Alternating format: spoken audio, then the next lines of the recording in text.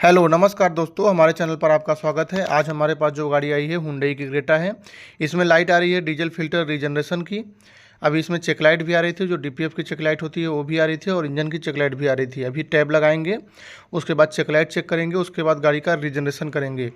Regeneration की प्रक्रिया बहुत ही ज़रूरती है, क्योंकि इससे जो हमारा कैटकॉन होता है पूरा का पूरा जाम हो जाता है। जो डीपीएफ होता है वो एक फ़िल्टर की तरह होता है, जो भी उसमें एग्जास्ट से जो भी आते हैं प्रदूषण आते हैं वो इकट्ठा होते जाते हैं। और पूरा जब चोक हो जाता है तो हमारा गाड़ी में पिकअप की प्रॉब्लम आती है और गाड़ी स्टार्ट भी नहीं होती है। जब बहुत ज़्यादा चोक हो जाते हैं तो गाड़ी हमारी स्टार्ट भी नहीं होती है, गाड़ी ऑटोमेटिक बंद हो जाती है। अभी उसको पूरा सेटिंग करेंगे, उसके बाद रीजनरेशन ऑन करेंगे। इसका हेल्थ रिपोर्ट चेक करेंगे कि गाड़ी में क्या क्या प्रॉब्लम है, क्या क्या प्रॉब्लम नहीं है। रीजनरेशन करने से पहले आप ऑटो सेंसर को क्लीन कर लीजिए। ऑटो सेंसर को क्लीन करने के बाद ही रीजनरेशन करिए, क्योंकि फ़िल्टर हमारा जाम रहेगा, सेंसर हमारा जाम रहेगा तो अच्छे से रीडिंग नहीं बता पाएगा और रीजनरेशन अच्छे से नहीं होगा। अभी देखिए यहाँ पे सिम्टम्स दिए हुए हैं, क्या क्या आपको फॉलो करना है। कूलेंट का टेम्परेचर कितना रहना चाहिए, हेडलाइट ऑन रहना चाहिए, और एसी आपका फुल रहना चाहिए, एकदम लो पर फुल रहना चाहिए। उसके बाद रीजनरेशन यहाँ से स्टार्ट कर देंगे। देखिए यहाँ से स्टार्ट हो गई, गाड़ी ऑटोमेटिक 2000 आरपीएम पर हो गई। इसका हेडलाइट ऑन कर देंगे, गाड़ी पे जितना भी लोड रहता है वो दे देंगे, एसी फुल कर देंगे। अभी देखिए धीरे धीरे 70% यहाँ पे जो डीपीएफ है वो चोक हो चुका है। जो पर्टिकुलर फ़िल्टर है, डीजल पर्टिकुलर फ़िल्टर जिसको बोलते हैं डीपीएफ, वो पूरा का पूरा 70% चोक हो चुका है। जब 100% चोक हो जाएगा तो हमारी गाड़ी स्टार्ट नहीं होगी और पिकअप की प्रॉब्लम आएगी। अभी जब रीजनरेशन मांगता है गाड़ी तो उसमें लाइट आने लगती है डैशबोर्ड में। डैशबोर्ड में जो क्लस्टर मीटर है उस पर लाइट आपको दिखाने लगेगी कि डीजल फिल्टर रीजनरेशन करना है।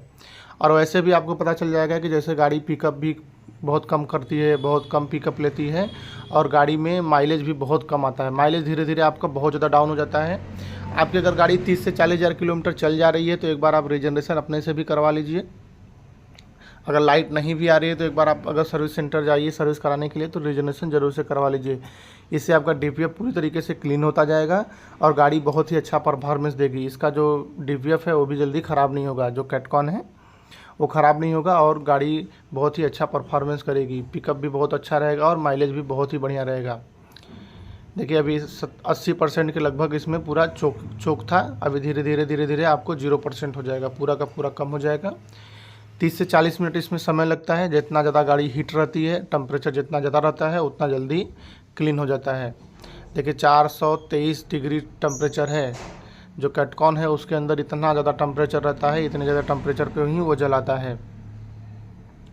अभी गाड़ी ऑटोमेटिक रेस है, 2000 आरपीएम पर है।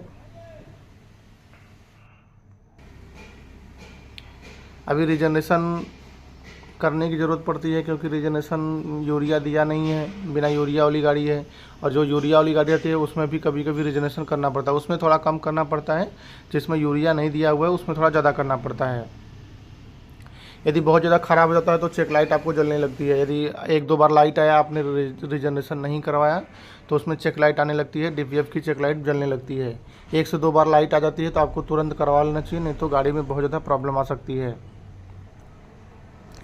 यदि आप नहीं पहुंच पा रहे हैं सर्विस सेंटर पे, तो आपको 2000 आरपीएम पे गाड़ी को आपको 20 से 25 मिनट आपको चलाना है। उसके बाद आपको खुली जगह पे, हाईवे पे आपको चलाना है 20 से 25 मिनट पर 2000 आरपीएम पे। 60 की स्पीड में, 50-60 की स्पीड में आपको चलाना है गाड़ी। ऑटोमेटिक जो है रीजनरेशन वो ऑटोमेटिक हो जाएगा।